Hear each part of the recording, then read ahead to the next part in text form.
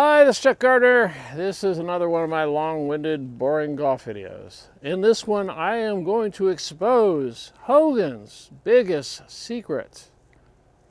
Hogan would say, "I wish I had 3 right hands in my golf swing."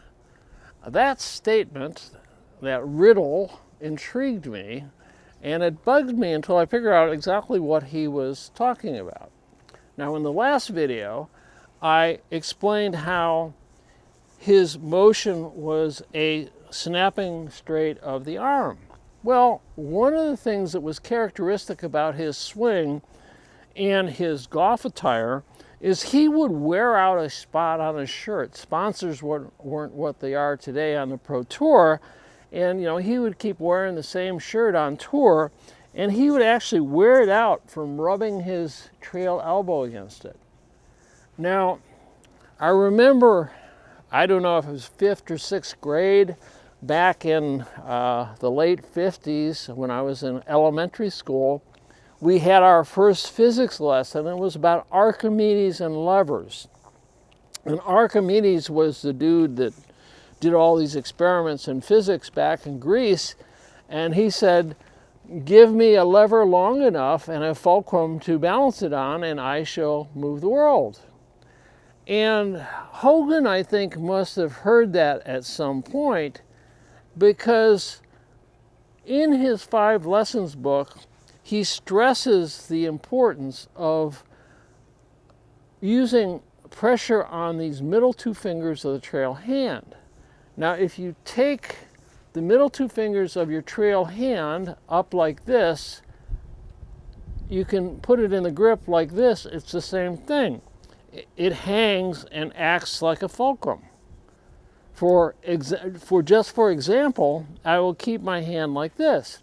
Now, Archimedes said, "Give me a fulcrum to balance it on." Well, that's what this does when you connect your trail arm to your hip and extend your forearm like this. You are creating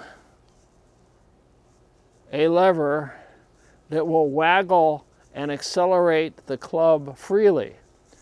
In the backswing, you waggle it up because this energy pulls the arms up. On the way down, you want it to waggle freely back down, and you will never, if you have a proper Varden grip, you're never going to flip the club. The grip will not allow you to flip the club if you have the holes of the hinges in the right place.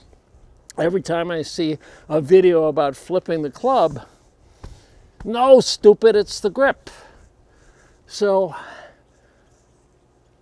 the point here is that you need to create a fulcrum with these middle 2 fingers, and in the grip, that's done by folding your lead hand over, so now it's a hook, Captain Hook. So when you're in your grip, when you have the club in the grip in your hand, you should feel the weight in these middle 2 fingers and be able to move the club up and down with your lead hand pressure. The pressure on the base of your lead thumb, that's the engine of the lever.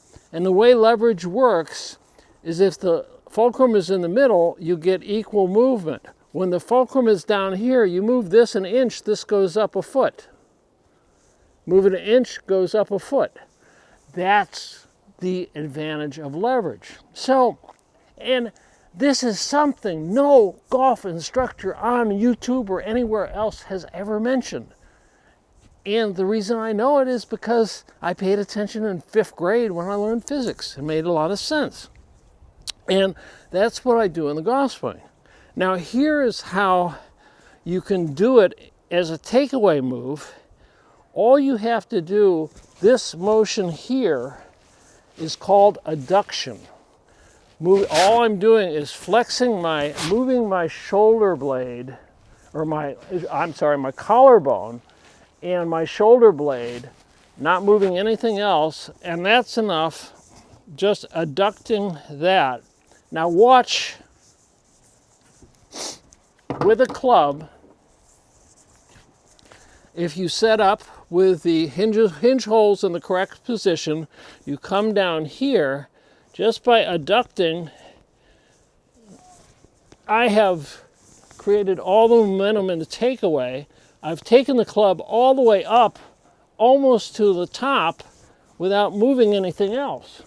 Fewer moving parts means more consistency. So there are a lot of advantages to this, and you know, it's one of the reasons Hogan said, I wish I had 3 hands. So take it for what it's worth. Try it if you're curious. And, you know, if you try it, leave some feedback in the comments. Let me know if it works for you. Thanks for watching.